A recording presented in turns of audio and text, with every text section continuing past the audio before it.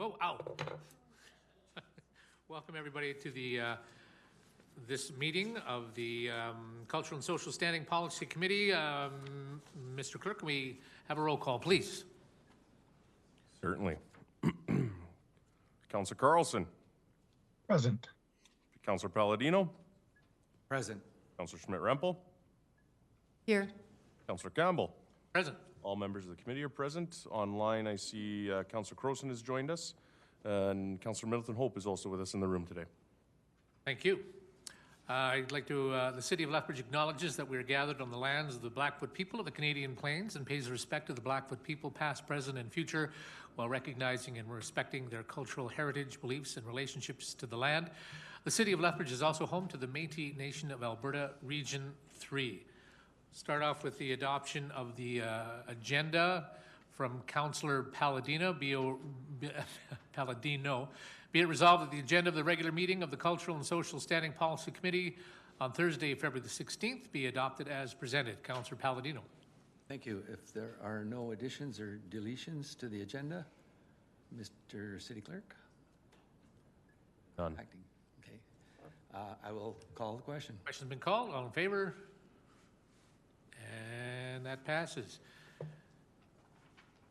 Consent agenda from Councillor Carlson. Be it resolved that the minutes of the Cultural and Social Standing Policy Committee held on Thursday, January the 19th be approved, and the Chair and City Clerk designate be authorized to sign the same. And further, be it resolved that the status of initiatives for 2023-216 be received as information. Councillor Carlson.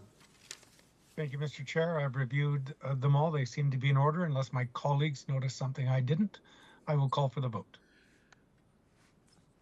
I see nothing. The vote's been called. All in favor? And that passes. Moving on to presentations. Dr. Leroy LittleBear, Vice Provost of the Indigenous Studies, University of Lethbridge, regarding the Buffalo Treaty. Step forward. Thank you very much and welcome. Sure, come on up. Welcome. Thank you. I'm very honored to be able to appear before your committee, and want to thank our mayor for making this possible, and Charlene. Now, the Buffalo Treaty, let me give you a quick overview about the Buffalo Treaty. Now, the buffalo, as you know, is what we refer to as a keystone species.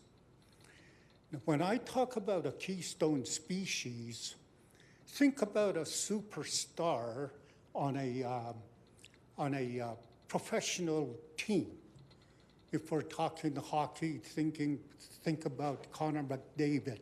If we're talking basketball, think about LeBron James, who just broke another record the other day.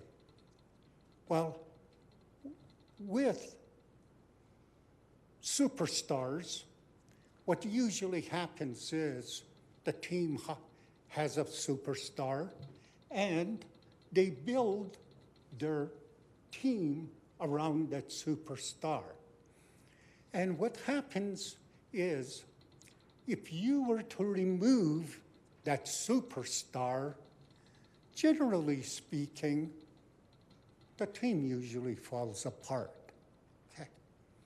Well, it's kind of in that context, from that perspective, that if you were to move the buffalo out of the picture, we know what has happened.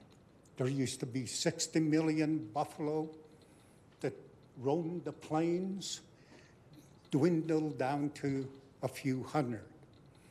And now the buffalo is coming back. The buffalo is an eco-engineer, just like that's like a superstar. It's an eco-engineer of the environment. It brings about ecological balance, and so on. The buffalo is also a keystone species for Plains Indians, just like the Blackfoot. Our songs, our stories, our ceremonies, sustenance, and so on were all connected to that superstar, the buffalo. Now, the thing is, the plains, the Great Plains of North America have, totally changed, ecologically speaking.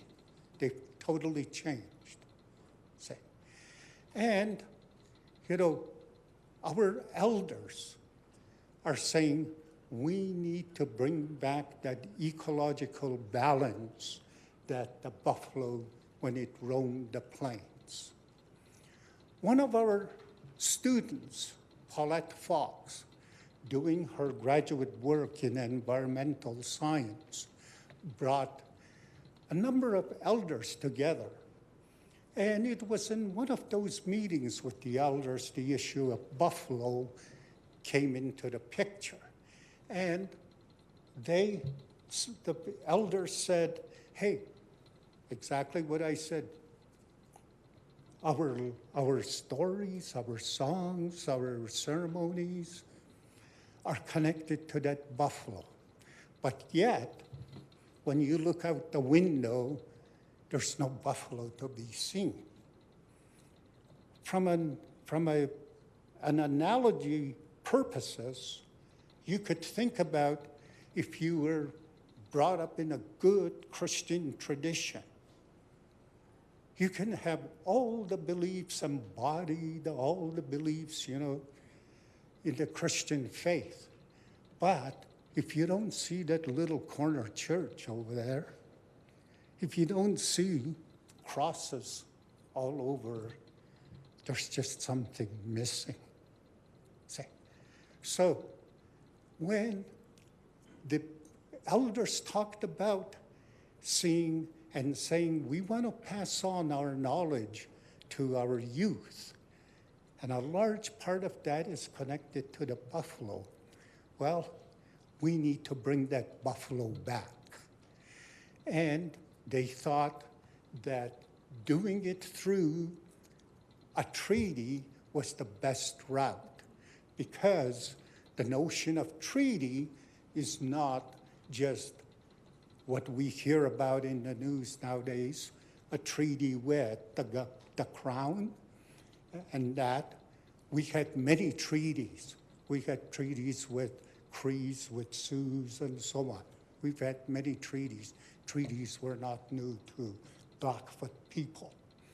And so they said that the route through a treaty is probably the best way. Let's go visit our brothers and sisters across the border and elsewhere over here in Blackfoot territory and see if they'd be interested in signing a Buffalo Treaty where we would talk about bringing the buffalo back, restoration, renewal of culture and of the land.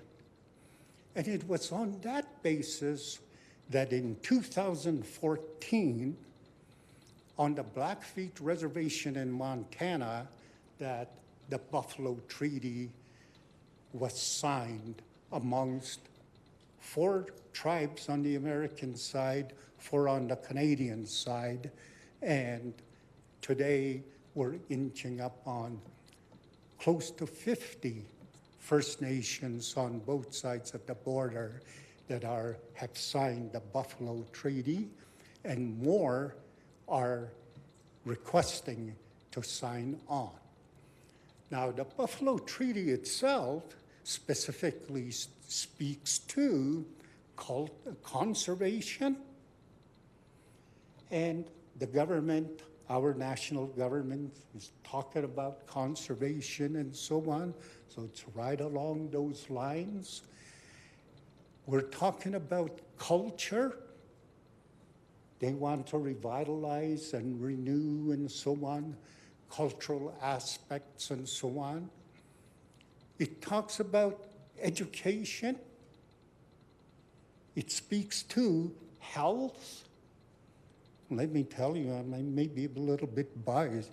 It's much healthier to eat bison burgers than what you get at McDonald's. And it speaks to economics, because the buffalo was about economics at one time. And it also speaks to research. So in all these areas, from conservation down to research, were areas that the signatories said, let's cooperate, let's work together on these large areas. Now, the signatories, as we've said, we've got close to 50 now from the original 8. The elders advised that we can also allow organizations, NGOs, and individuals that want to sign on as supporters. Because as you know, in international law, only sovereign entities can sign treaties. But let's allow individuals and organizations and that to also sign on, because a lot of people are concerned about the environment, education, conservation, and so on. So there is room on in the treaty for individuals and organizations, NGOs, to sign on to the treaty. Now, it may be, in your minds saying, well, what about the city of Lethbridge? And what's the relevance of such a treaty and signing on as supporters with regard to those clauses about conservation and so on? Incidentally, the University of Lethbridge, as an educational institution, will be signing on to the treaty on March 8th.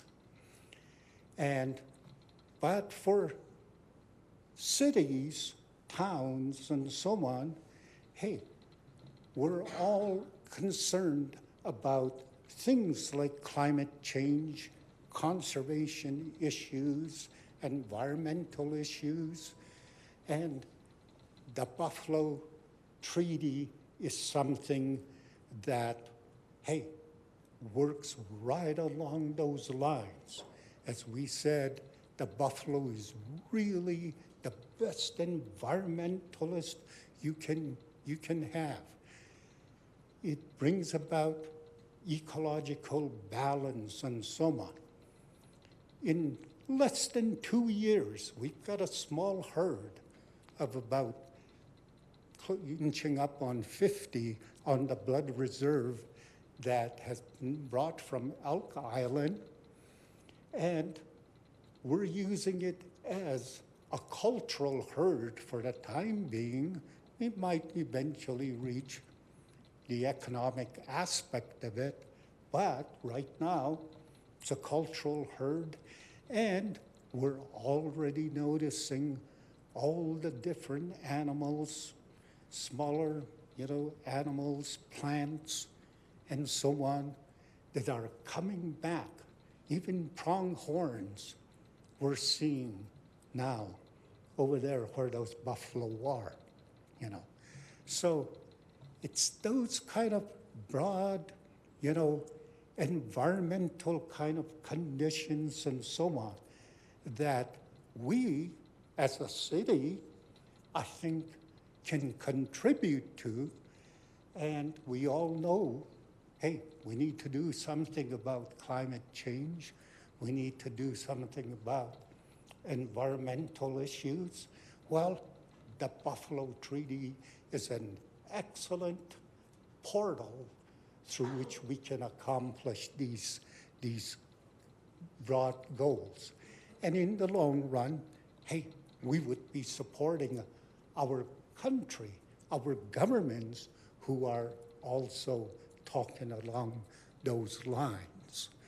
So that's really the importance and relevance of the Buffalo Treaty.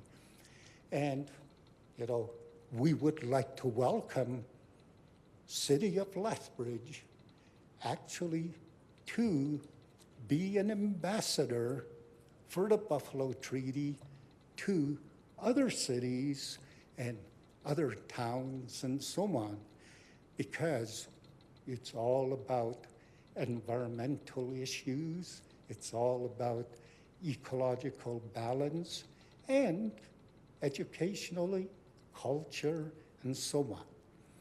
And I think City of Lethbridge being partners in many cases now with the Blood Tribe and the Blackfoot community, I think would be an excellent step for the city to take. Thank you. If there's any Thank you. questions. Thank you very much. Just, I'll just see if we have any questions while you're sitting here. Any, Councillor Carlson, right off the bat?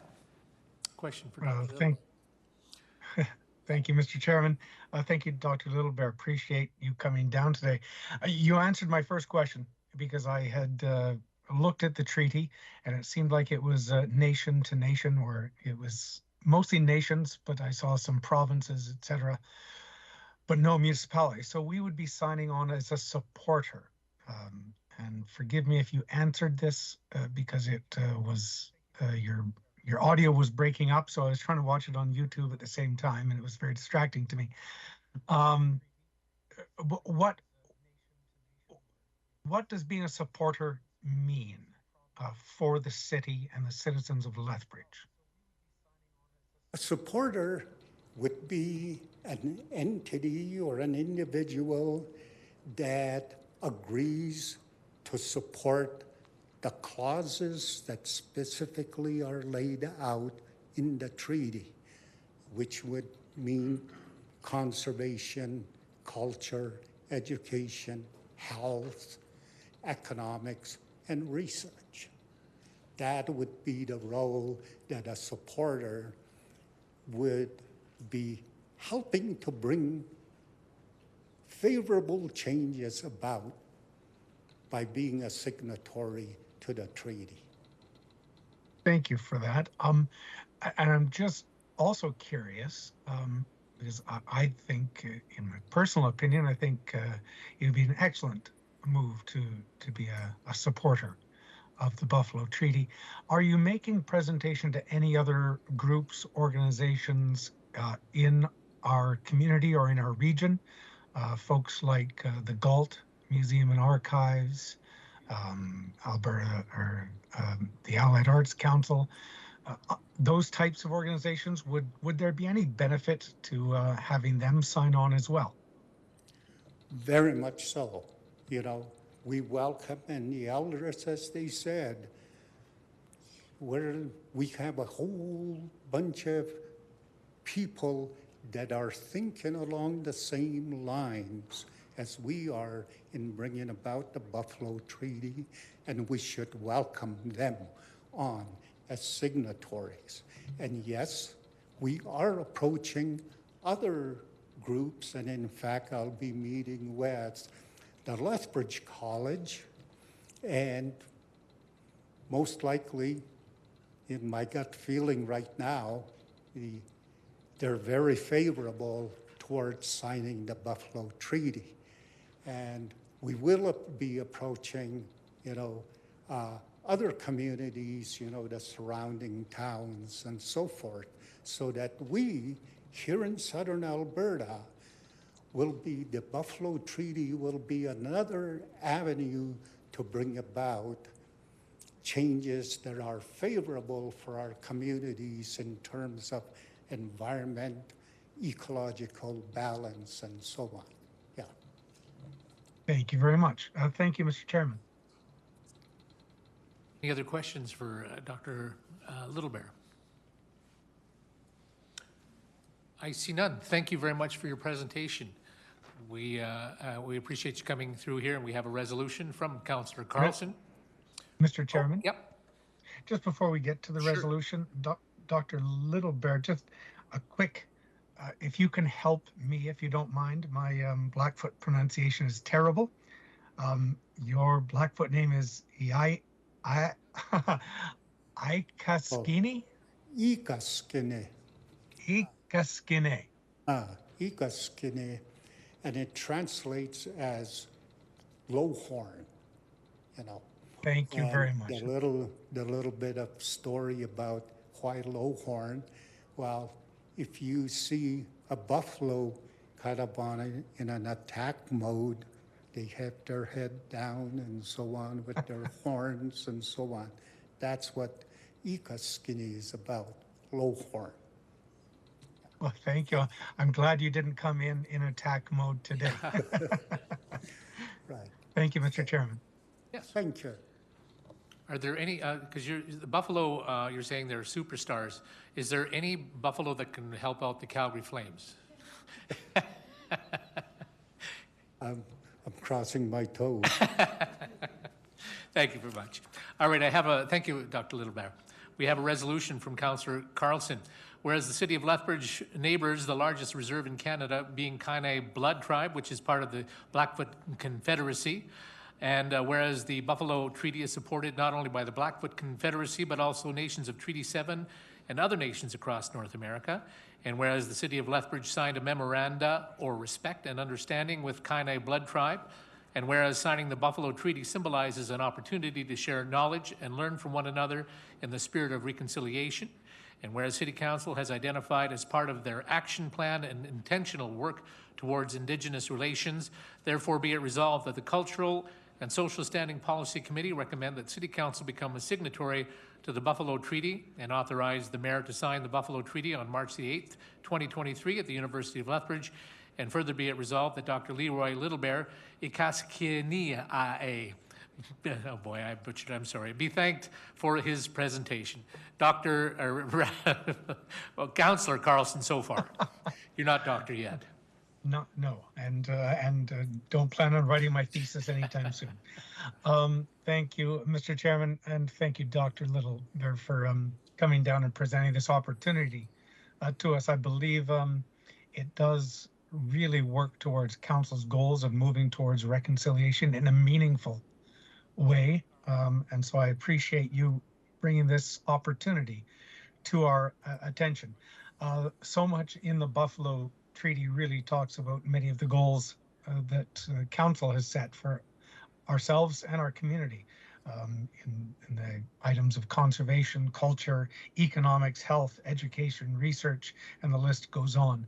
So I'd be very proud if Council were to become a signatory to this on behalf of our community.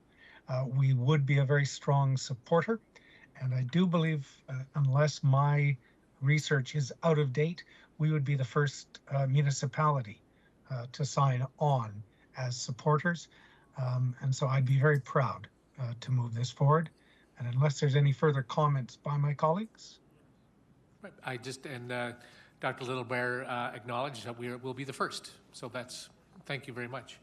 And I really appreciate being asked to be a signer here. So with that, is there anyone else wants to comment? I see none. All in favor? I will call for the vote. All in favor? That passes. Thank you very much. Moving on to presentations, Dr. Dora Tam, Project Lead of the Faculty of Social Work, University of Calgary, regarding Voices of Youth Mental Wellness Community Forum. Dr. Tam, welcome. Thanks for being here. Appreciate it. Good afternoon, everyone. Good afternoon.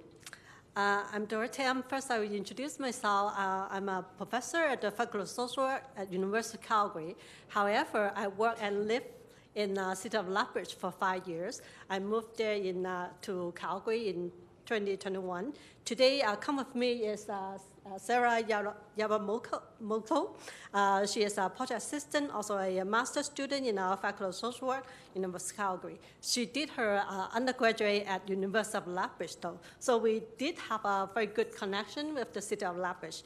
Today, I'm presenting our project on the Children and Youth Mental Health Project. In here, we particularly focus on a community forum, which we would like to ask the city of Lethbridge to collaborate with us so that we can host one of the community forums in here. To start, I would like to have the land acknowledgement.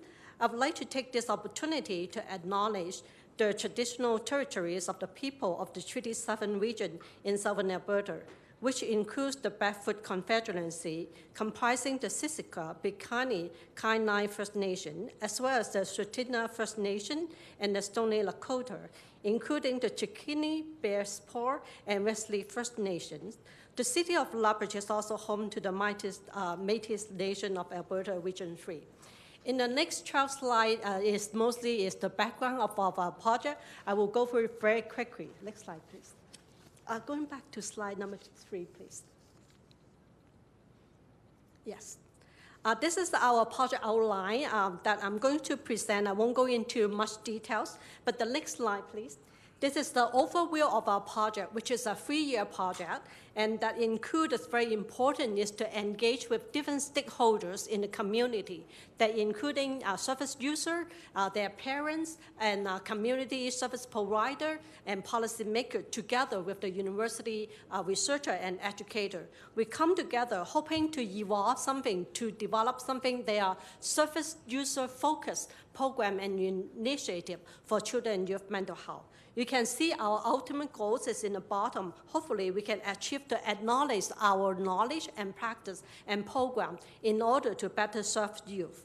So in here, we define children and youth age 12 to 17. That is our main target population we're presenting in here. In this 3-year project, now we're coming into our 3rd year. Our main goal is to deliver or facilitate free community forum in the city of Lethbridge, including the county of Lethbridge, Calgary, and Grand Prairie, and the county of Grand Prairie. Next slide, please. So this is our project team. I would like to highlight our project team is very unique, including university researcher, community organization. In particular, in Lethbridge, we have the partners with Big Brother and Big Sister of Lethbridge and District, and McMahon Youth and Family and Community Services. We also have your mayor, Ben Hagan, with us as one of our project team collaborators. You may ask why? Because I was one of the board members at the Lethbridge Housing Authority for 4 years, and at that time, Ben Hagan wasn't the mayor. We worked together for the Lethbridge Housing Authority as a board member. So I invite him to join this project. And we have other community partners in Calgary, Edmonton, and also Grand Prairie, which I won't go into details. But most important, the next slide will show you. This project focus on is the partnership with our service users, that means the youth, their parents, or interested individuals. And also is service provider from those government or non-profit organization, and any government officials, such as we have the County of Grand Prairie as one of our partner team members, and also researchers and educators in the university. Next slide, please. This is one of our team meetings. You can see we are coming from a very diverse background and also from different regions. At that time, we have this first meeting with many partners is because during the COVID, so we have all this meeting on Zoom. So next slide is our project objectives. And you can see what we focus on is work together, hoping to evolve something is for the best interest of you and do promotion and prevention on mental wellness. And hopefully advance our knowledge in better serve this population. Next slide, please.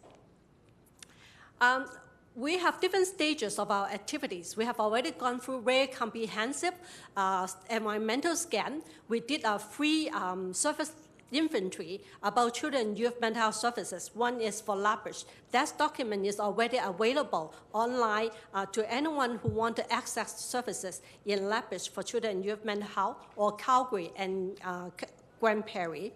In our stage 2, we have 3 main activities. One is the photo stories. Later, I'll show you what photo stories is about, and also a web application co-creation group. What this activity is about is most important is we want to engage you, to have you to participate together. And in this participation process, we want to have their voice heard, we want them feel empowered, and we want them to do something together, feeling that there's a sense of belonging. So the next slide, I will show you what photo story is about. But one thing very important, on this second stage, our third activities will be the community forum. I'm going to spend more time in later and tell you what this community forum is about and what I'm asking the City of Lethbridge to collaborate. Here is the slide, one of the kind of a slide telling what photo story is about. We ask those youth to join our groups and then take some pictures to tell about what are they thinking, about what mental health, mental wellness mean to them, what kind of thing impacting their mental well-being, and what kind of thing that can help them to kind of prevent or address their mental health issue. We have all these photo stories, a total of them, 25 of them. We're ready to share at our community forum so that you can really hear what the young people want to say and want to tell us about mental health and mental wellness. Next slide, please. Our next project, which already almost complete, is about a web application. We also engage you. You can see they have so much fun together with them to create a web application. In this kind of technology arena, you probably know that young people already have the gadgets. So if we're doing something that interests, they're motivated together, is another way to promote their mental wellness. Therefore, we create this group, have the youth come together, and then create something they can have an ownership. Anyone participating in this group also could be named as a co-creator. You can see the entire process we emphasize on engagement and participation. So the outcome of our project is on the next line, and you can see once again is advance our knowledge, knowledge building, empower the service user, develop program, and for me as an educator also is enhance our teaching and future collaboration. So where our funding is coming from, next slides we'll be telling you we received the funding from the Social Science and Humanities Research Council, University of Calgary, and also MyTex. And also our partner agency also provided in-kind and cash support. So this is a very quick background highlight of our project. Now I'll go into the main focus for today's presentation. Because I'm coming here today, want to ask the City of Lethbridge to be our partner to co-host one of the community forum in here. We total will have 3 forums, one in Lethbridge, one in Calgary, and another one in Grand Prairie. So what this community forum is about, because we want to engage all these stakeholders I mentioned earlier, want them to come together to discuss what are the things most impacting the young people today, and what are the things we identified so far from our previous stages of our project, whether they resonate or not, whether they still find some gaps, what kind of thing we want or we need to do work together. That is the main goal, provide a forum for our citizens, for our stakeholders in the community, and to come together, have a conversation with our service provider, have a conversation with our policymaker, so that we can decide something together and work together. That is our goal. So next slide. Will be the details of this planning for this community forum. So we're expecting inviting youth aged 12 to 17, their parents or guardians or grandparents, or any service provider providing children and youth mental health services, or any policymaker or decision maker. They are working in this area for children and youth mental health. The expected participants will be 60 to 80 participants in each of the forum. And then we'll recruit them through different kind of social media or traditional email sending to our connection. So this is our main planning on the next slide, talking about the kind of the structure of that community forum. We have some introduction. We provide them some background, what we have achieved from the previous stages, presenting some findings. And then the most exciting is presenting those photo stories. And then we will have the round table we call a World Cafe discussion. So we have set up tables in there, and participants will come to join the tables and have the conversation and discussion. Then after, we will round up the summaries. You may ask me what kind of thing we will discuss during the forum. We have 4 main areas to ask. Number one is for what we have achieved and present them in the funding we have from previous stages, present to the participant. Is there anything that resonates to them, and is there any gaps? Secondly, is there anything that you need in your community that need to be addressed for children and youth mental health? And what kind of thing you think we need to work together so that we can bring this community more culturally integrative, sensitive to work for children and mental health? And then what kind of action we can come together? Those will be the 4 main areas we're going to discuss. So that is the overall format and the plan for the community forum, which is about 2.5 hours. Then next slide, we'll be asking what we're asking coming here to present to the, this committee and hoping to co-host and co-partner with the City of Lethbridge. The City of Lethbridge is one of the leaders in the local community, hoping that you can also be a champion to co-host this community forum with us together and in the planning, promotion, or facilitation. And if the City of Lethbridge could provide in kind of cash support for this community forum, such as provide the venue, I know you have a beautiful atrium so that we can host the community forum there, and then maybe provide cash support in terms of like providing refreshment or souvenir, small souvenir, they can come and have them to hold on to. And if City of Lethbridge would like to have more ownership on the data, we'll also welcome you to join sending your representative in the data. We'll also welcome you to join sending your representative in the data analysis to make sure all the analysis representing the voice of the citizens in the City of Lethbridge. So that is something that what we are hoping this partnership about. It's not just we planning. It's we want to work together with you and develop and collect those information belongs to the community and also creating something for the community. That is what this community forum is about. Not just discussion, just later we hope to work together, have some action that can give it back to the community. So the last slide, please. What we want to ultimately is make Alberta a great place to, for youth and families, in particular in here will be Lethbridge and the County of Lethbridge. So this is my presentation, and I welcome any questions. Thank you very much, Dr. Tam. Appreciate it. I'll open the floor to questions. First off, I just wonder, was there one sort of event or one sort of scenario where you said, we need to get people together and collaborate on this topic? Was there, what was the evolution? How did this get started for you in hoping to get something like this together? I'm a social worker by training, so I'm very important. Everything is coming from the ground, then from citizen. And we need to work together as a university educators to, I think, not things determined by the Eiffel Tower. We need to come together. Everything is have an ownership. So I want people, particular people impact the most. Those are the young people and the parents. Come to have a voice to tell us what are the things they need the most and what are the things it works and or doesn't, so that we can learn from those lessons and evolving something together. And with your work, have you found, because you're going to go to Grand Prairie, Calgary, and Lethbridge, is there a regionalization sort of scenario that's different from one city to another? Like, is what we're dealing with in Lethbridge have anything? Is it different than Grand Prairie, or is it all kind of all encompassing? They're very unique. The reason why we choose this 3 location because we believe and also have figures or documents indicates each of the city have the unique. After 5 years living here, we understand the context in here more is the agriculture and farming, and how they impact the economies and the families of each individuals in here. We want to articulate those uniqueness. When I went to Grand Prairie to have a visit, the service provider come to me and explain their challenges, how they deliver their service in a very vast geographic location.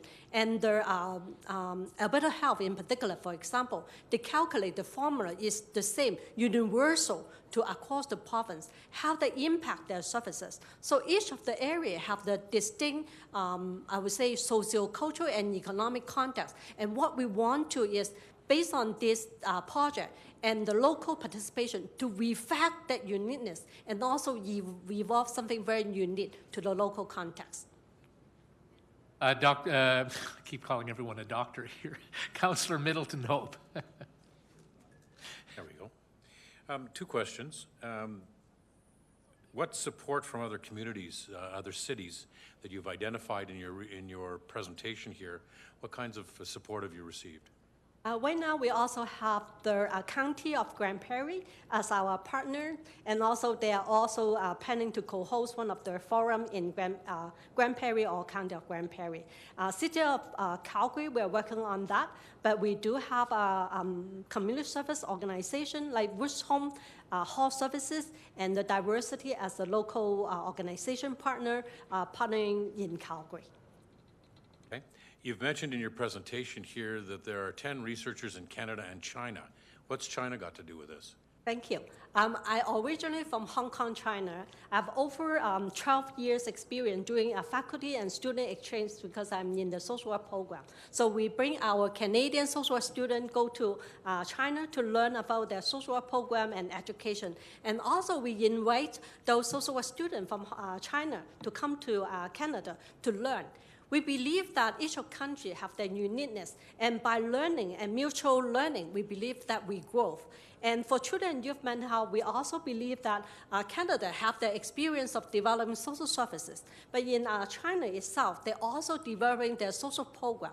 We believe that using this exchange and collaboration, mutually we learn and grow in serving better in our diverse community in Canada or in Alberta, and also helping, not helping, yes, evolving their social education in China. Okay, thank you. Councillor Carlson. Thank you, Mr. Chairman. Thank you, Dr. Tam, for the information and the thoughtful discussion that I've been having around this. Quick question to you. You're partnered with the County of Grand Prairie FCSS, is that correct? Correct, from the County of Grand Prairie. Excellent. Have you made any outreach at all to the FCSSAA, which is the Family Community Support Services Association of Alberta? It's the province-wide not this organization? One. No, not this one. Oh, yeah. Just a thought. They're always interested in doing research and collaboration for initiatives that have some province-wide merit. The chairman of that, or the president of that organization, is actually the FCSS rep from the County of Grand Prairie. So you may just want to reach out to her, Karen Roswald, and see if she has any interest in discussing it with the provincial organization. I think they may be very interested in something like this. So that's just a bit of a tangent there. But if I can, a question around one of the requests is for us to host one of these events. Is that what you're asking? Yes. Okay, thank you. Then, Mr. Chair, through you to administration, if I'm not sure who's all there, do we have an idea of what it would cost in-kind wise to host one of these events? I believe Dr. Tam mentioned the foyer. Have we done any numbers to see what it would cost to host one of these evenings? Mr. Matthews? Through the chair to Councillor Carlson, I believe it's around $1,500. Okay, thank you for that. Mr. Chair, is Ms. Kleisinger in? Yes, she is. In chamber? Yes. Oh, through you to Carly, Ms. Kleisinger, if I can. Another request by Dr. Tam was to be a full participant, to do some of the data analysis, report writing, etc. Is that something that we would have capacity or an interest in? I would say this is open to the City of Lethbridge. If you designate, I know you have a director on community services. If there's any designated person would like to join, we are welcome The reason why we open this is that we want to make sure whatever we collect information and interpretation really reflect the uniqueness of the city of Lethbridge. I think that is open. If the city of Lethbridge would like to send a representative join us, we welcome. If this is the capacity not feasible, we are also have that analysis done and then present and then take feedbacks. I think this is an open process, whatever works best to the city. Thank you, Dr. Tam. And Ms. Kleisinger, any comment or thoughts? What would be the best approach? I think at this point we would be interested in participation at the forum level, and then seeing if there's opportunities past that. Thank you. And would you need any direction from this committee or council to be involved in that, or is that something you would just connect with the organization? We can certainly connect with the organization. I think at this committee level, it would be whether council wishes to do anything in kind. We have a courtesy use account that is up to $1,000, and anything would go past that would go to council. So sort of the will of this committee of if there were to be any financial piece past that. Okay, and so help me out with that if you can. Sorry, Mr. Chair. The courtesy use would cover up to 1,000? We have a courtesy use account for things like venue rentals that the community members are able to utilize. And so that would cover, if Dr. Tam were looking at a city facility, that would cover the costs of having it at City Hall or another city venue. Okay, thank you. Just, thank you, Mr. Chairman. Sure. Well, we're talking, I see the resolution calls, ask for 1,500 of in-kind contributions. So can you explain what that covers? Typically speaking, we're seeing this as maybe a bigger event than some of the other ones that have been held, and to maximize the space, it would just cost more because we'd probably be looking at a bigger facility. So I think 1,500 would cover any type of thing to make a bigger event successful. Okay. And that comes from council contingencies. Correct.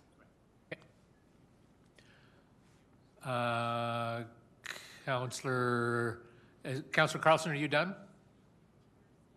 Yes, thank you, Mr. Chairman. Okay. Acting Mayor Schmidt-Rempel.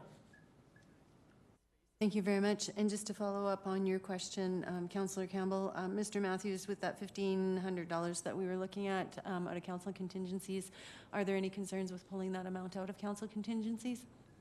Through the chair to Councillor Schmidt-Rempel, no. Council contingencies has $120,000 in it for 2023, and this would be the first allocation out of there. Very much. Any other questions? I see none. Thank you, Dr. Tam. We'll deal with the resolution, which comes from Acting Mayor Schmidt-Rempel. Be it resolved that the Cultural and Social Standing Policy Committee recommend that City Council provide up to $1,500 of in-kind contributions funded from council contingencies for the Voices of Youth Mental Wellness Community Forum. Acting Mayor Schmidt-Rempel. Thank you very much, and thank you very much, Dr. Tam, for your presentation to us today. This project, this forum, certainly works in the best interests of youth and engaging with youth and serving this demographic in our community, something that we don't often see presentations for. So this is an exciting opportunity for the City of Lethbridge. We know how important it is to engage with youth, and in order to identify any risk factors with regards to mental health and any challenges they might be facing. This is proactive in doing that and identifying those issues and challenges in youth and actually engaging with them and their families. This project does this, and I would ask for my colleagues' support in this. Councillor Carlson. Thank you, Mr. Chair. A question, if I may be permitted. Yep. Go ahead. And my apologies. Again, the audio seems to be spotty. I'm only getting 1 out of every 3 words from my colleagues. So my apologies if these questions are already been answered. But through you to Mr. Matthews, and I think I've asked this before, in past, council committees had small budget allocated to them. I'm thinking back in the days of OEG environment, etc. When we went to SPCs, we removed any budgets from committees. So this isn't something we could fund out of our committee budget because we don't have a budget. Is that correct? Through the chair to Councillor Carlson, I believe that's correct. I'm going to have to quickly take a look here. There was previously money that you're correct in things like our governance SPC and so forth, but at the end of the term of 2022, those were returned per council resolution to the MRSR. It was returned in 22, and when we created our new budget, we didn't give our committees any dollars. Is that correct? You know, I should know this, but I'm going to, before I make fully committed to that, I think that's true, but I'm going to verify with my peers upstairs just to make sure I'm not missing something. Economics. Thank you, Economic Daryl. I should know it as well. Mr. Clerk says he has the answer to that. Defer to the treasurer and his colleagues, but I believe that's correct. Okay. All right. Mr. Westerton, did you say that there, and I'm sorry I'm not hearing anything. You said there's no money? That would be correct. Boo. Thank you. Councillor Carlson. Yes, thank you. Listening to the conversation and seeing the recommendation that is up, I'd like to remind my colleagues that we have the Youth Advisory Committee, and this might be a project that they should be involved in. So I would suggest with the resolution or with the work of Ms. Kleisinger's department that somehow the Youth Advisory Committee be looped into this because one, they'd be very effective at promoting this, and two, they may find this to be something that they'd like to work on. Councillor, our Acting Mayor Schmidt-Rempel. Agreed, Councillor Carlson, and I'm actually meeting with that group this afternoon, so I will certainly bring this with me when I meet with them.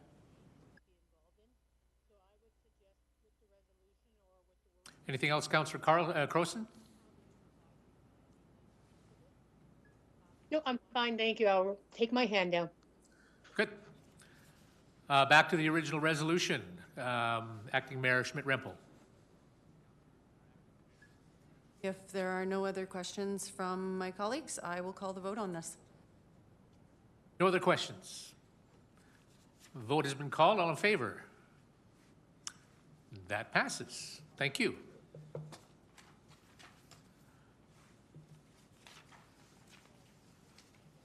Okay, moving on.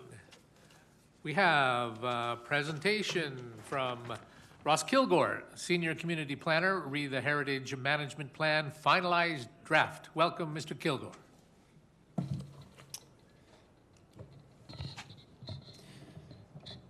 Thank you, Mr. Chair and members of the committee. So I'll be presenting to you today on this finalized draft before you. Next slide, please. So I was last before this committee in October 2022 with a previous draft, and so I'll just give you a quick refresher on what the project's about and go over the progress made since October and then the public consultation process that we went through and finish with the recommendation. Next slide, please. So as a quick refresher, this is our current Heritage Management Plan, which was adopted by Council in 2007, and it was our first, or is our first, Heritage Management Plan. If you read it today, it reads like a series of options and recommendations of how we could establish our heritage program. So it is quite out of date in that sense. Since then, of course, we have done that work and made a lot of progress in the past 15 or 16 years. And one glaring omission from it, when you read it from today's perspective, is it doesn't include Indigenous heritage. Next slide, please. So since that HMP was adopted, we did successfully set up our heritage program, and that's been operating ever since. Council have designated 29 municipal historic resources, and we have a number of provincial ones as well. There's been some piecemeal evolution of our program over the past 15 or 16 years, such as Heritage Advisory Committee becoming Historic Places Advisory Committee, and that membership being expanded as well. Next slide, please. So why are we updating this plan? Well, it's explicitly directed through a couple of relevant policies in the municipal development plan shown here. And before that, where those policies came from really was the South Saskatchewan Regional Plan Compliance Initiative, which directed us to work with Indigenous partners on things like heritage and land use planning. Next slide, please. And so I've acted as project manager, and we established a heritage management plan working group, which contained myself and Charlene Brewstead Mountain Horse from Indigenous Relations, as well as 2 reps from HPAC and 1 from RLAC. And the project was funded through Planning Design's operating budget, a significant contribution from HPAC, and then a matching research grant from the province. Next slide, please. So these are the major project milestones throughout. The last time I was before you was October, which was the 3rd from the bottom row here. So since I was last here, we took the comments from this committee on that draft. We also received detailed comments from our Indigenous partners, and we made those changes to the document and finalised its formatting and so on to make it look more like a finished document, and took that version out to public consultation in January. Next slide, please. So for the public consultation, we published the finalised draft on, or I should say the 3rd draft on Get Involved Lethbridge for 2 weeks, inviting members of the public to review it and provide comments. And we reached out to various heritage-related stakeholders, asking them to take a look at that. We also took part in the community conversation event at the NMAX on January 18th, where we provided a couple of hard copies of the plan and some information on boards with a link to the online version as well. Overall, we had quite a bit of interest. Mostly people just expressed general positive sentiments, and we actually only had a couple of people actually write in with comments on the plan, which were all, again, very positive, just sort of minor comments. So we made those changes, incorporated those changes to produce the finalised draft that's before you today. Next slide, please. And so, in conclusion, the finalised draft before you, we believe, delivers on the 4 main objectives of the project. And next slide, please. So our recommendation is that this committee recommend that City Council adopt the updated Heritage Management Plan and replace the 2007 plan. Thank you. Thank you, Mr. Kilgore. Opening it up for questions from our committee.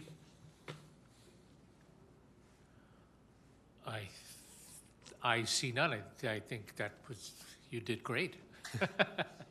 No, thanks for all the work that you've done, and I think this is well, I'll leave this to the resolution from Councillor Palladino, but unless there's any other further questions, be it resolved that the Cultural and Social Standing Policy Committee recommends that City Council adopt the updated 2023 City of Lethbridge Heritage Management Plan as an attachment to and replacement of the 2007 City of Lethbridge Heritage Management Plan.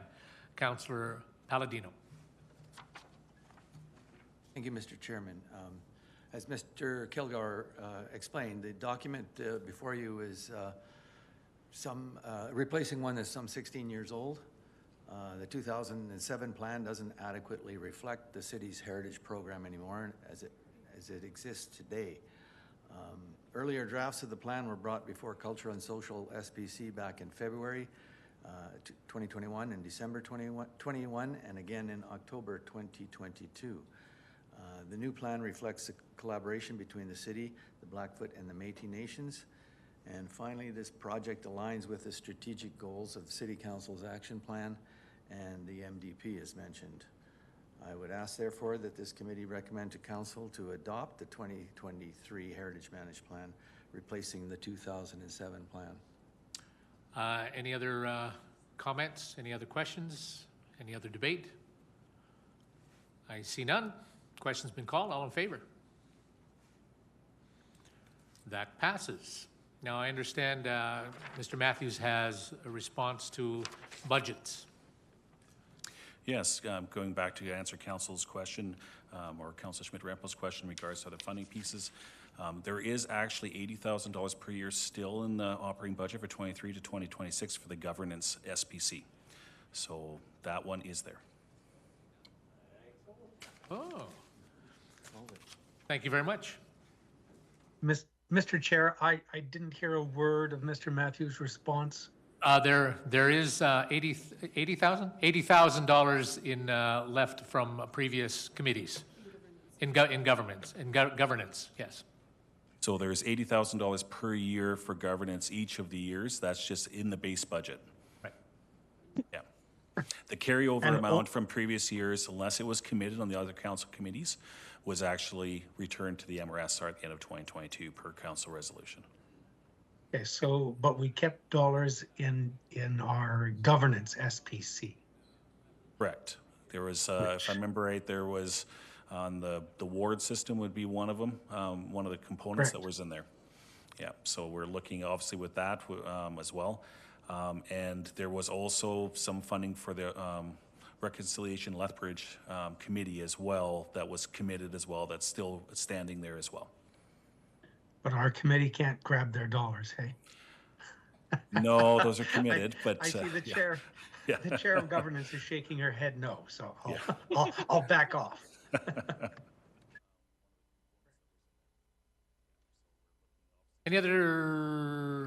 Anybody else want to have something to say?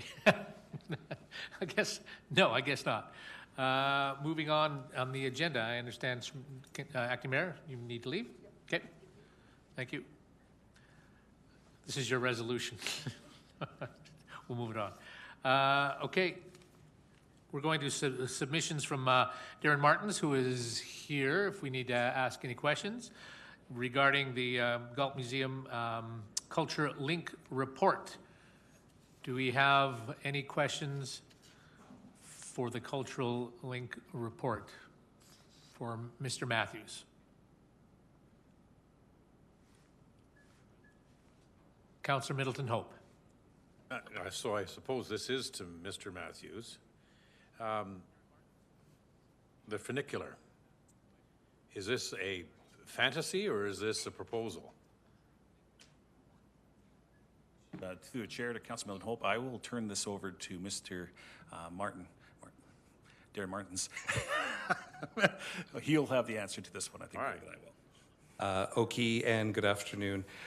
So the concept and the idea of a funicular was brought forward through CIP D49 and D38, and out of that, the recommendations within that, the information that we received was to do a feasibility study on transportation and if there was a use for connecting the valley to the summit. For those who are not familiar with the term, perhaps you could explain it to us.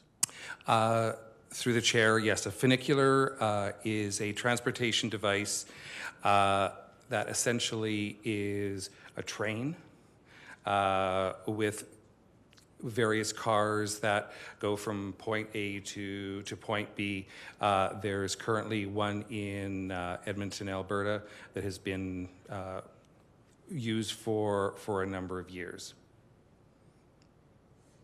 And so out of this report, are you suggesting that this is a preferred option or an option to transport people between Fort Whoopop and the Galt Museum or at the top of the ridge? Through the chair, this is an option. Thank you.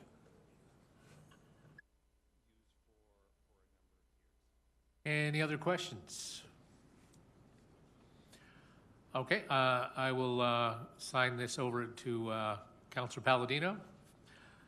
Be it resolved that the Cultural and Social Standing Policy Committee recommends that City Council request the Board of Directors of the Galt Museum and Archives to bring forward options and costs associated with the development of a transportation system between the Galt Museum and Fort Whoopop to a Cultural and Social Standing Policy Committee meeting by the end of Q4 2023. Councillor Palladino.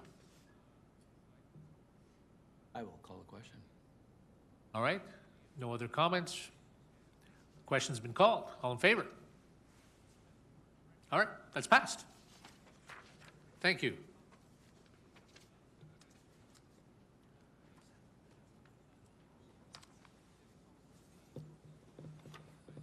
next submission is Matthew Pitcher with ACSD Operations Manager regarding the funding allocation request, the outreach program Streets Alive mission. So we have with us, yes, Mr. Pitcher, that's you, okay. And right off the bat, we have a question from Councillor Carlson. Councillor Carlson? Sorry, Mr. Chair, I had my hand up for a question on the last item. And forgot to take it down. Oh, okay.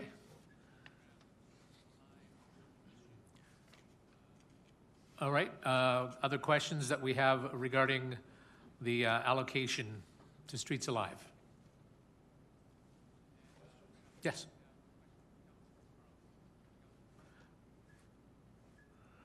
Councillor Middleton Hope.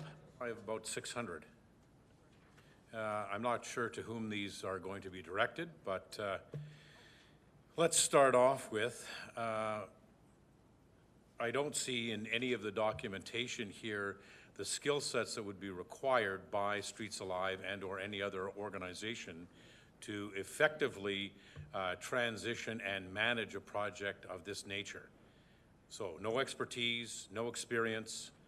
Perhaps you can enlighten me with some examples of what Streets Alive might be prepared to provide. Thank you. One of the attachments within the RFD was the request for quotations that went out for these services. And so if you refer to page 18 in the RFQ document, there is a list of information in terms of experience and qualifications, as well as approach methodology that were utilized to evaluate the applicants with these services.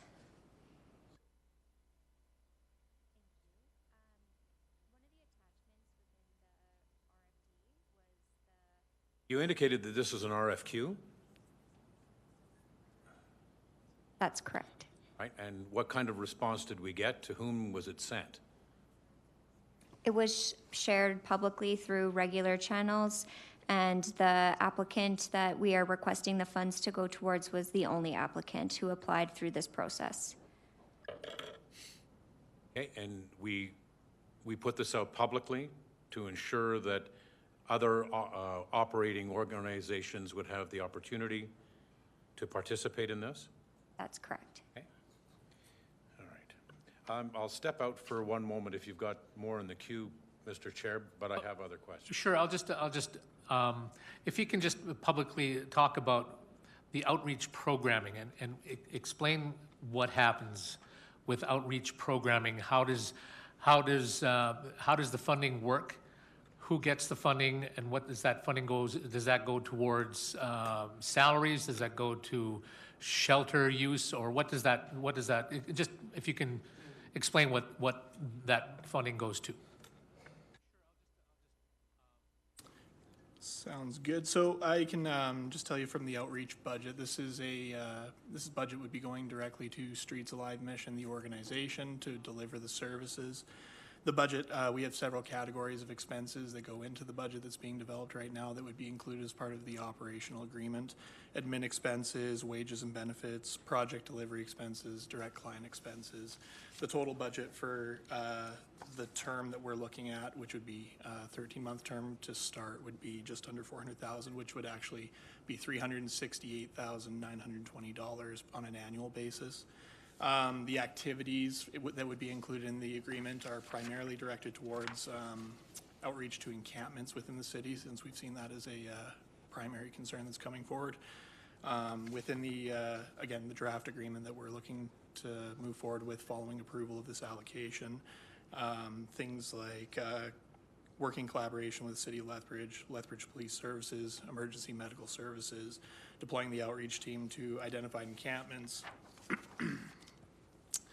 connecting with individuals in encampments throughout the city on an ongoing basis and building rapport with them, providing access to referrals for housing and other supports that are within the continuum of care, and making connections and providing support to key businesses in the city of Lethbridge, including the downtown and around the Lethbridge Shelter and Stabilization Center. You know, there was lots of concerns about when Streets Alive was granted the heating or the warming center, and whether or not that was successful or not. Does Streets Alive, the physical building itself, have anything to do with the funding that's being allotted here, and how will that kind of be incorporated into this whole program? This is a service that would operate throughout the community, not out of their core location at that same location that the Comfort Center operated. So this is something that's a boots on the ground approach. They'd be throughout the community as a whole. Thank you. Councillor Middleton Hope. Thank you. And I'll reference Councillor Campbell's comment. Given our experience with Streets Alive and the warming center, which was a colossal waste of money, and they were unable to deliver their services as contracted, why would we consider funding the initiative where their experience is clearly in question?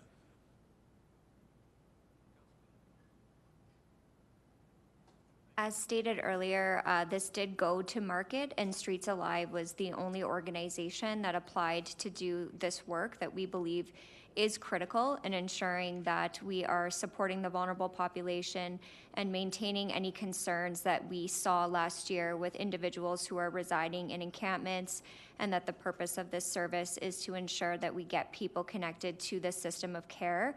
We have other service agreements with Streets Alive with outcomes, outputs, and key performance indicators all clearly identified within those service agreements, and there have not been significant performance concerns tied to those outcomes, outputs, and key performance indicators. Well, I beg to differ. I think the warming center was an example of their inability to manage a project, and they came back and indicated that they could not handle the project within about a week of taking it on. That's problematic.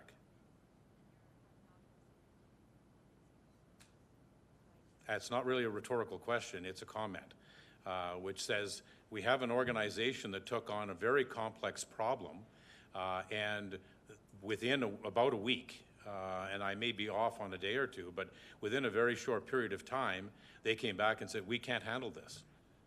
So I'm just questioning the efficacy of bringing forward. Mr. Chairman. Yes. Could I entertain a motion to go in camera, please? Yes. Motion to go in camera. Yep. From Councillor Carlson. In favor? Oh. So that's 2-1. That fail? Sorry, that fails. Sorry, Councillor Carlson. Sorry, how does it fail on a 2-1 vote? It was oh, pardon me. You said 3. You said no. I said, oh, sorry. Yes, pardon me. That did pass. Sorry. It was you and me. Yes. We will go in camera. All right. If we, thank you. Thank you. So we need...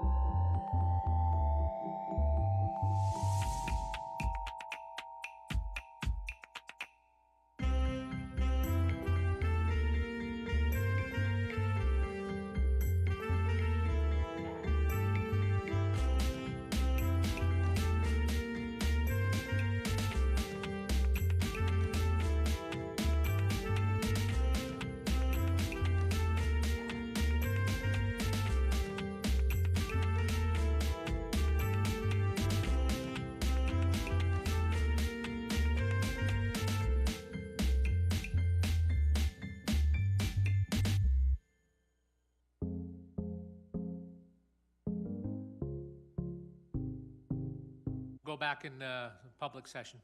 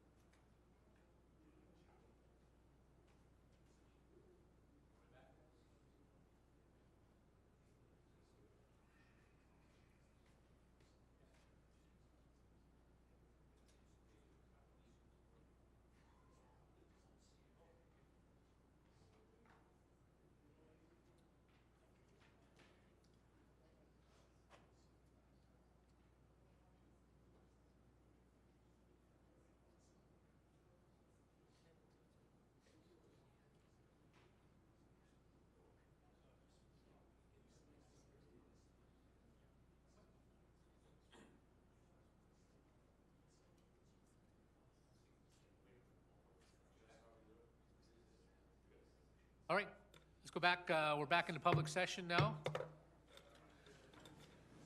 Thank you, sorry. Thank you for your patience, members of the public. Public, that's what you are, public. Thank you. Are there any other questions from members of the committee at this time? Seeing none, I understand we do have some people who would like to address the committee, starting with Matthew McHugh, if you'd like to step forward. And reminder that you have 5 minutes. Thank you, sir. Good afternoon, city councilors, members of administration, and committee members. My name is Matthew McHugh, and I'm here today to speak to item 6.2. I'm one of the co-owners of the Alberta Property Centre, which owns the building that Fee Simple Law is located in, and the co-owner of the building where Mocha Cabana used to be located, which will soon be the home of Hickory Street Texas Barbecue.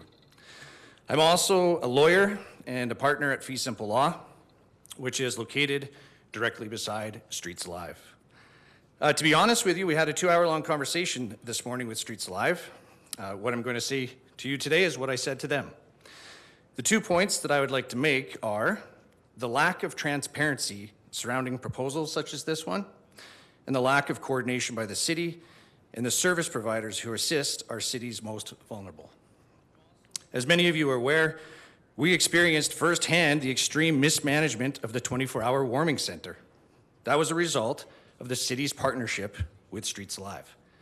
For those in the gallery, and it's only my colleagues that are in the gallery, but for those of you who weren't sure how that situation unfolded, there was no notice provided to anyone downtown that such a partnership was formed. There was no request for proposals or quotations. There was a complete lack of transparency on how that contract was awarded and the scope of services that were supposed to be provided by Streets Alive. That calamity ended with Streets Alive shutting their doors because they were not equipped to handle the situation. And it posed a significant health, safety, and security risk to all downtown, especially the organizations in the immediate area, such as ours. It is my understanding that because of the complete lack of transparency surrounding the 24-hour warming shelter, that the head of the department responsible for this mismanagement is no longer employed at the city of Lethbridge. I believe this proposal before you today is very similar. I believe that this proposal has been mismanaged much like that of the 24-hour warming shelter. For example, the RFQ was issued on December 15th, 2022 and closed on January 5th, 2023, over the Christmas holidays. What kind of serious RFQ is issued during this time? RFQs issued in this manner are not interested in getting multiple bidders. They are interested in getting only one bidder. And as documented, only Streets Alive responded to this RFQ. Now, in our meeting this morning with Streets Alive, I expressed this concern and expressed how the public perceives these types of contracts being awarded in this type of manner. To me, this is very concerning.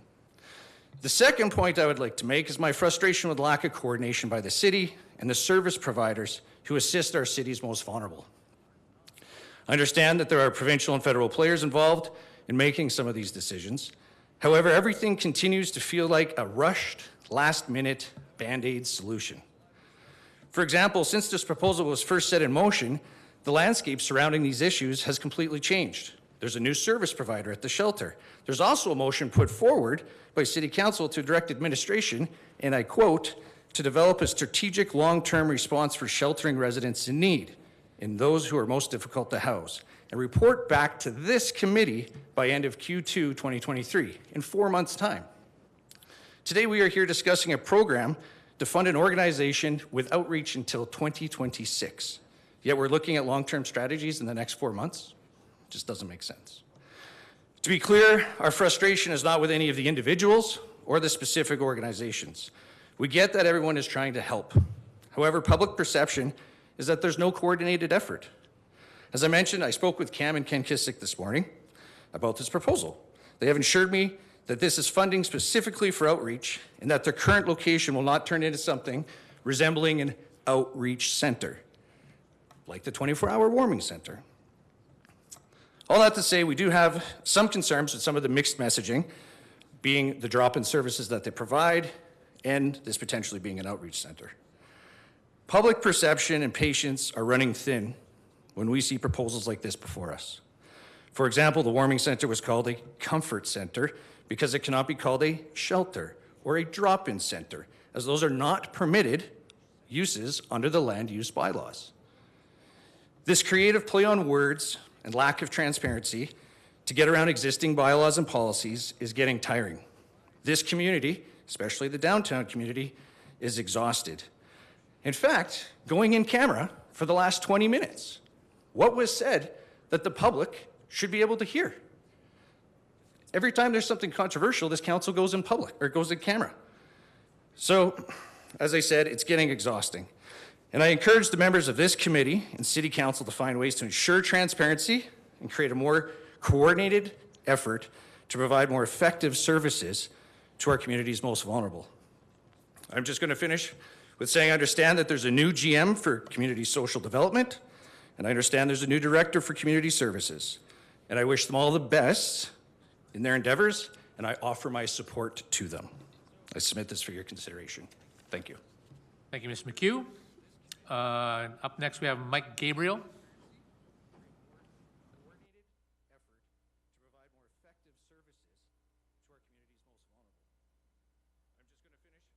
Good afternoon, City Councillors, members of AMIN, community members, and committee members. My name is Michael Gabriel. I'm here today to speak to the funding allocation request for outreach programming by Streets Alive. I'm a lawyer and partner at Fee Simple Law, which is next door to Streets Alive. I'm also, like Mr. McHugh, one of the co-owners of the buildings that our office is located in, as well as the co-owner of the building where Mocha Cabana used to be located, and again, Hickory Street will be there. First, it's important to note in the summary provided to this committee states that the purpose of outreach programs is to aid the state of the community by serving as the first point of contact of vulnerable community members, especially those residing in encampments that require access to the continuum of care. That phrase is very important. I'm going to come back to that a few times, the continuum of care. I'd like to make it clear, first off, that I'm in favor of such outreach programs. I think our community really needs them. I think they're very valuable, that its intended purpose is extremely important. However, I do have some concerns with respect to this proposal for several reasons. They are the timing and circumstances around the RFQ, the lack of coordination amongst the city and the various service providers in our community to do the job of supporting our vulnerable community members, and the lack of definition for exactly what continuum of care means in our community. And finally, given that lack of coordination, whether Streets Alive Mission or any other service provider for that matter is really properly positioned to achieve the goal of the outreach program in providing access to that continuum of care. With respect to the timing of the RFQ, once again, as was mentioned, it went out on December 15th, closed on January 5th, which means it was carried out over the Christmas holidays. This is not an ideal time if you're looking for a high number of responses. This is evidenced by the fact that, again, Streets Alive was the only organization to respond. To me, this speaks to a flawed process, and it feels more like the successful candidate was hand-selected than an actual legitimate RFQ process. In addition, during that time, that exact same time frame, the shelter was actually in the middle of a changeover. So it changed over from service providers from Alpha House to the Blood Tribe Department of Health, which means that during those key service providers in our community would have been otherwise occupied with that changeover rather than responding to the RFQ had they wanted to do so. Next, it also is important to note that this process was started under the supervision of the previous Director of Community Services, who again is no longer with the City of Lethbridge. To me, this all speaks to a bit of a flawed process and a reason to consider why exactly it happened the way it did. The next concern I have is like I mentioned at the beginning, the lack of coordination in our community in providing services to our vulnerable community members. Due to our proximity with Streets Alive and everything that happened with the warming center, all of that, what that caused, we've spent a great deal of time over the last couple of months meeting with most, if not all, of the various service providers in our community. Streets Alive themselves, the shelter, Lethbridge Housing Authority, City Admin. What's become very clear in those meetings is a complete lack of coordination amongst the city and the various service providers to come up with a unified plan attack for these issues that our community is facing. It appears as though all the service providers are working in silos. And then frankly, it seems like most of them just don't get along with each other and don't want to coordinate with each other. It also appears that the city is continuously coming up with Band-Aid solutions rather than having an actual plan. In my opinion, the lack of unified coordination needs to be addressed before a long-term and high-value contract like this is awarded by the city. Specifically, as I mentioned, the purpose of outreach is to provide access to the continuum of care. I don't believe there's even a consensus on exactly what that means. I asked Streets Alive this morning, what does that mean? And to be honest, I think everybody has a definition of exactly what continuum of care means. So if the entire purpose of outreach is to provide access to the continuum of care, I think it's very important to have a definition of what that means in our community before this is awarded. My fear is that it's impossible for anyone, doesn't matter who the service provider, to provide access to that continuum of care, where we don't even really know what that means. Lastly, again, I question whether any organization's in a position. It's not to say I don't believe any service providers don't do a good job. It's not, I'm not on the front line like they are. I'm not a social worker. I'm not a healthcare provider. However, defining exactly what that means in our community is very important before we go ahead with this. And coming up with a unified plan is very important. So again, I have some difficulties, timing and circumstances of the RFQ, serious questions of lack of unified effort. And particularly as it relates to this, it seems the term community or continuum of care is thrown around a lot, but there doesn't seem to be a clear definition. Thank you very much. Thank you, Mr. Gabriel. Up next, Dave Lawler.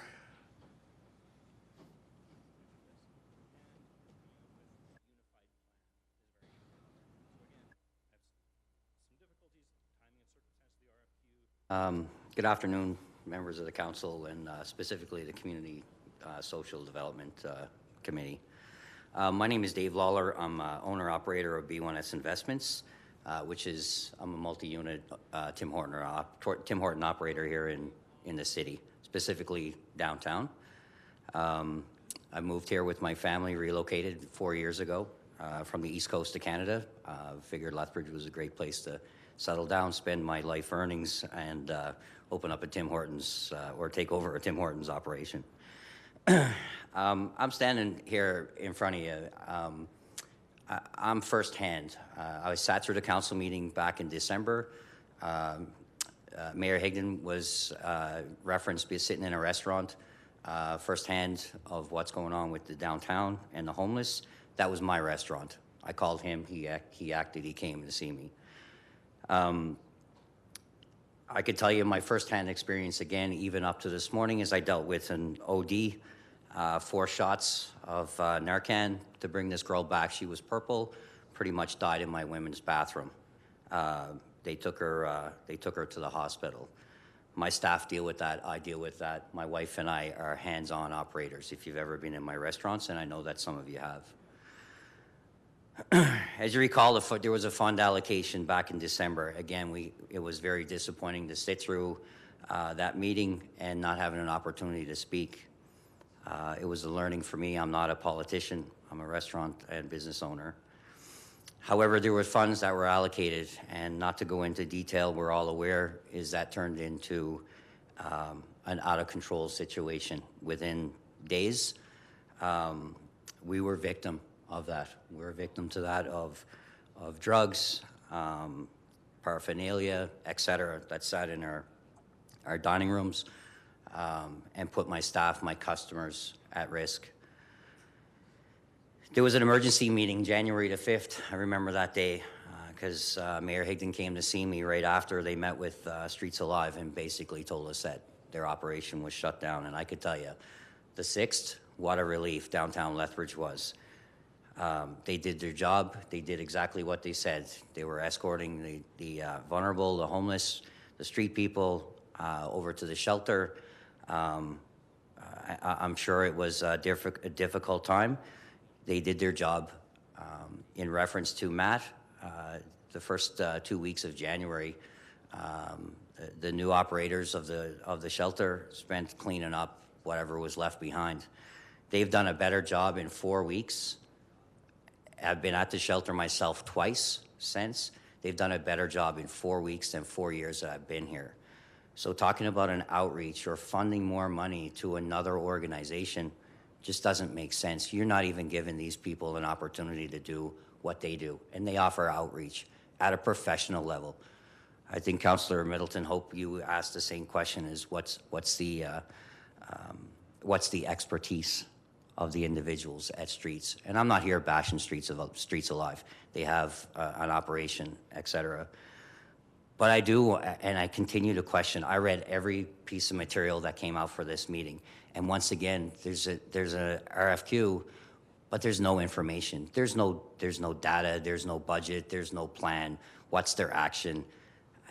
There is nothing. No merit. So how do you give away $350,000 for over per year for the next 4 years to an organization that their message or their action plan, in Ken Kizik's words to me back in December, it's a rolling action plan. How do you do that? I operate a multi-million-dollar investment business. I don't write my agenda on a napkin. That doesn't work. But I want to talk about Streets as or maybe the organization as a business. I looked at their financials, and I could read a financial. I've been doing it for 30 years, and operations. $1.2 million of salary in 2021 in the middle of COVID, yet only 2% was given back in a program that was for client counseling, for recreation. 2% of that money was actually directed at individuals. As far as I'm concerned, this organization, and again, I'm not saying, I don't really want to come across that it's bad. There shouldn't be a business around homeless or vulnerable people. That's what it's turned into, is this is a family business. And they're downtown. You're encouraging encampment, right? We all don't know the story, right? Teach a man to fish. Why are we going out and giving food or coffee or water, et cetera, to encampments? The encampment piece is past us.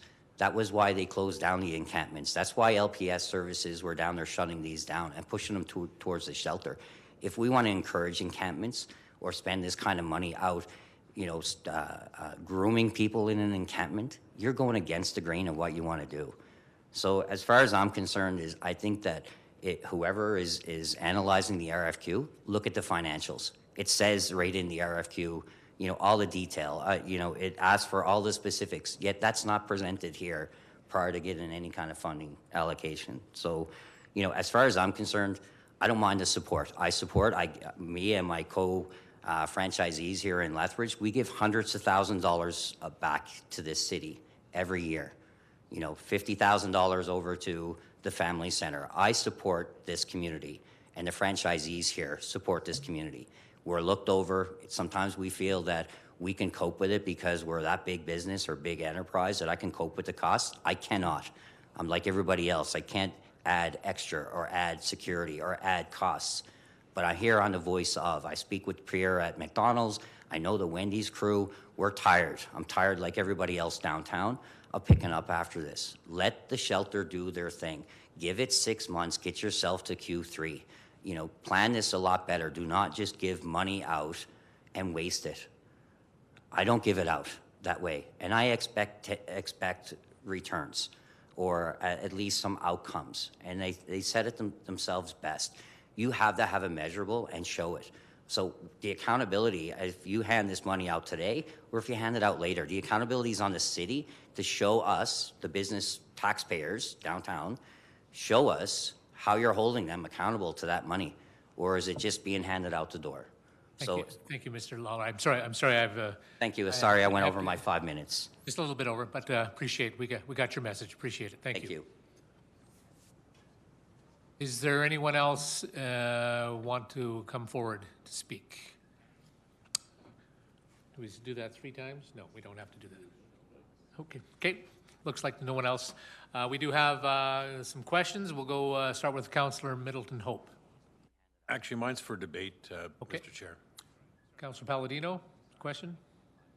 Thank you, Mr. Chairman.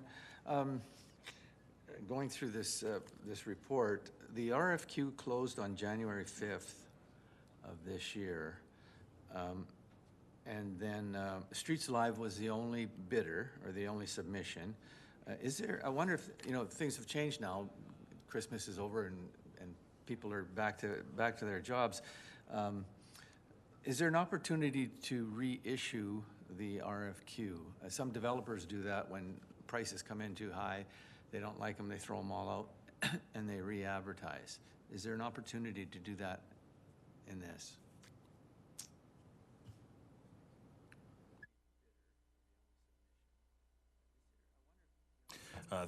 Through the chair to Councillor Palladino, I'd have to confirm fully with our purchasing manager to make sure on the rules, to make sure we're not doing anything in the trade legislation on that.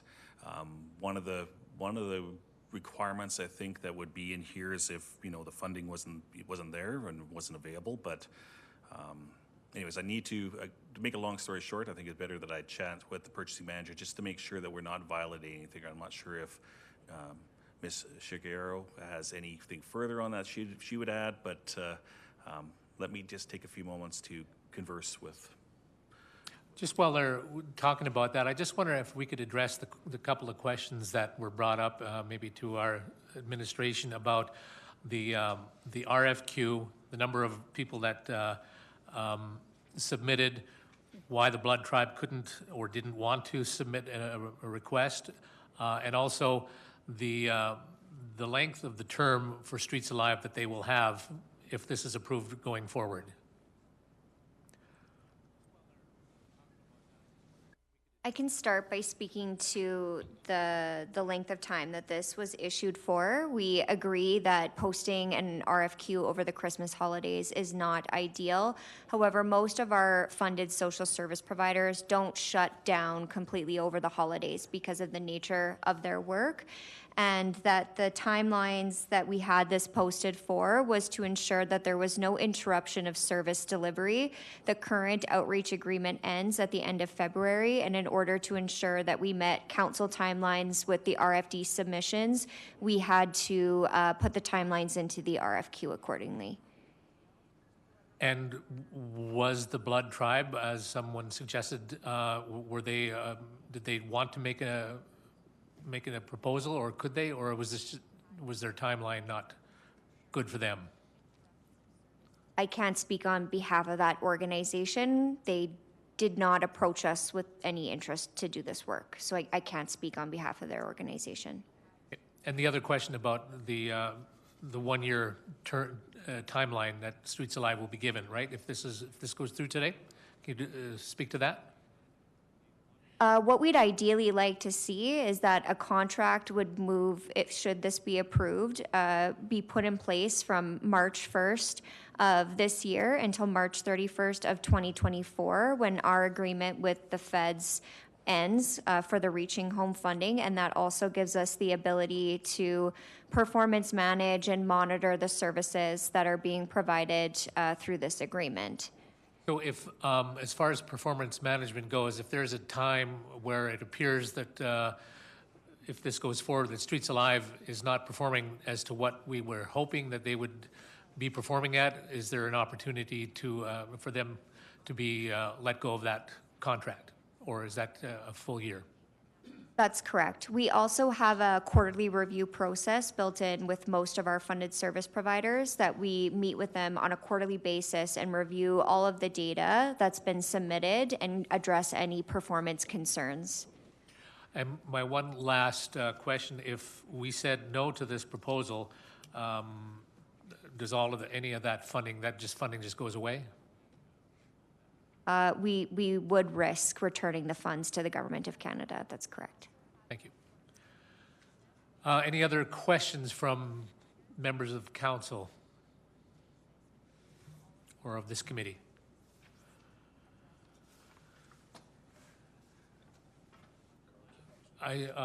Councillor Carlson. Thank you, Mr. Chair. My apologies to the committee. I am 30 seconds behind everyone because the sound has absolutely disappeared on Teams. And so I'm actually following along on YouTube, which the sound quality is perfect. So just my apologies if you don't hear from me. It's because I'm 30 seconds behind. Thank you. We just passed it. Never mind. No, sorry. Mr. Matthews, did you? So yes, I'm just looking at my Teams chat popping up here in regards to this. So there is clauses within the RFP that talk to that the city may, in its discretion, as it considers to be in the best interest, reject any bid at the lowest bid or all bids. But I think the one qualification on this would be that usually there has to be a different scope or reason to do that. And once bids are opened, the problem is that it gets into the realm of bid shopping. So it appears out there that you didn't like the bid coming in, and that is not that's not compliant within the trade legislation. Thank you. Councillor Middleton Hope? For debate. Okay. Councillor Carlson, are you in the queue? I'll wait 30 seconds for you to answer.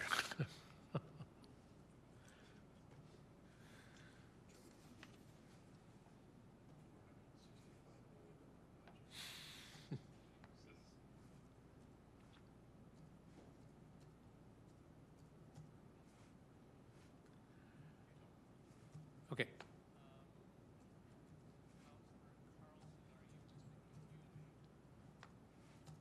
All right.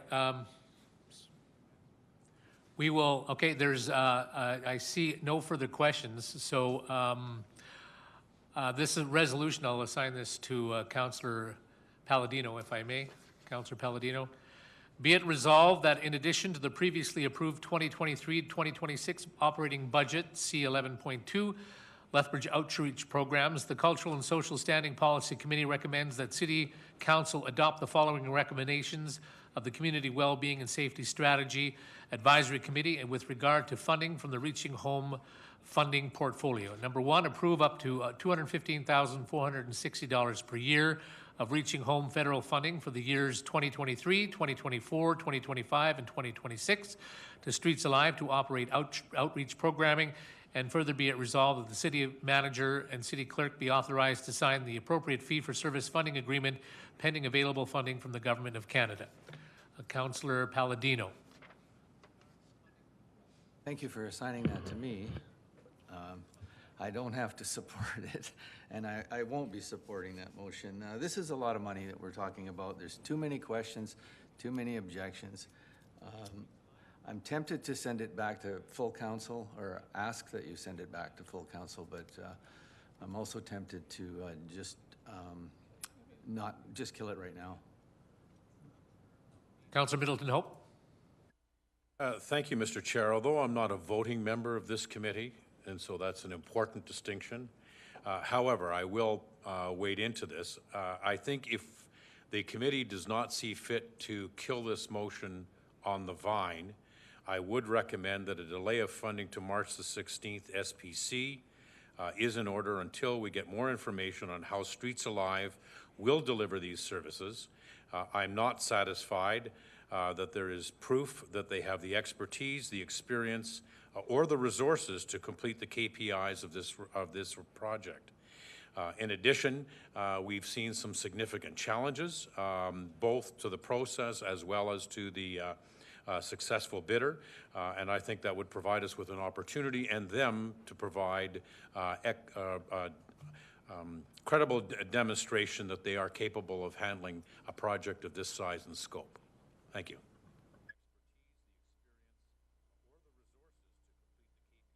I will support going forward based on the idea that Streets Alive can be held accountable as we go forward, noting that it appears that there were no other organizations that came forward with the RFQ, and I know it was in a bad time frame, but also some of the information that were given, that's to my feeling that they did the best they could to bring forward an RFQ and to have the person available for that. So I will be supporting the current resolution as it stands. Again, it'll go before council.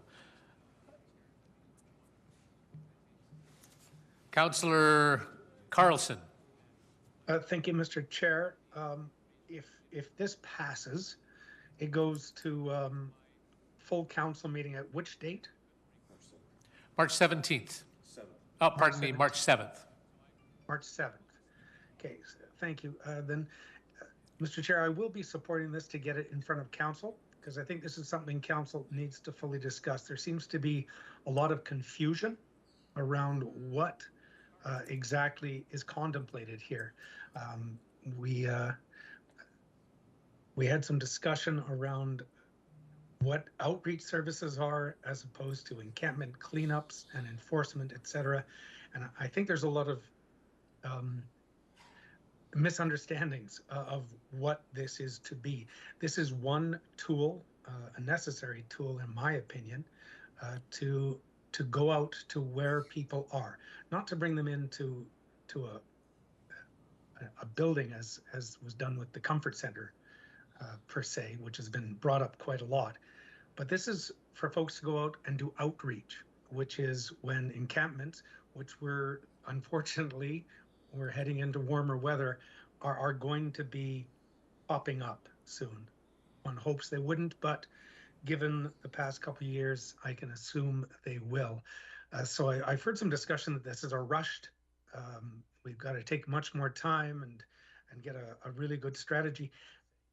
But if these services aren't in place while encampments are spreading and growing, and these services aren't there to try and get people to see better options, to access the continuum of care, to find better ways to experience life in our community and not be in encampments, we're going to see encampments grow and spread. And so that's my concern. And I think bringing this forward, the committee isn't approving this, it's just putting it in front of council. And my concern is if we don't get it in front of council, we may not have a good fulsome discussion of what the intention actually is. When Councillor Middleton Hope brought forward this during budget, the dollars to approve this, I fully supported it. I believe it was unanimous.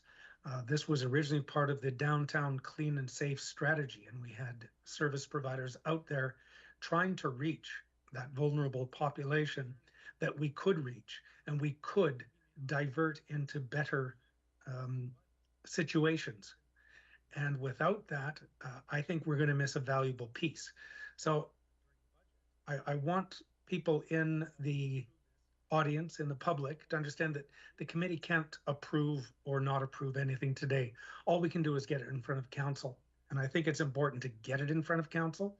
And it gives us, what is that, nearly 3 weeks? More than 3 weeks? No, about 3 weeks to have a good, fulsome discussion, maybe get some better information, and really know what council would be approving and how we're going to monitor it. And that I think that's the appropriate venue. So I will support moving this forward to council for that discussion and debate. Thank you. Back to you, Councillor Palladino. Close. Can I ask a question? If Sure. it doesn't go back to council, how does it get decided upon?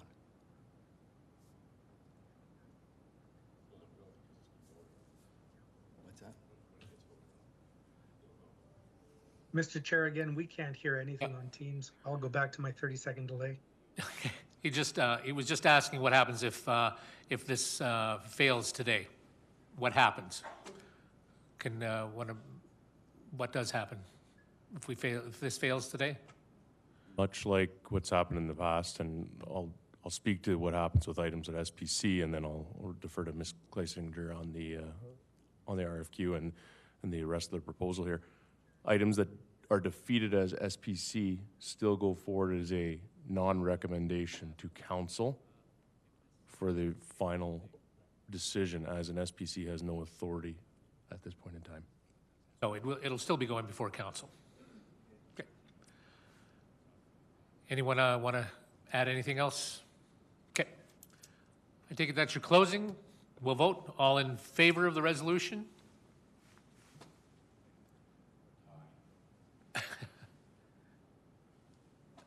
Yes. So opposed 2-1, so that passes, but it goes to council. Thank you. And with that, we are adjourned. Thank you.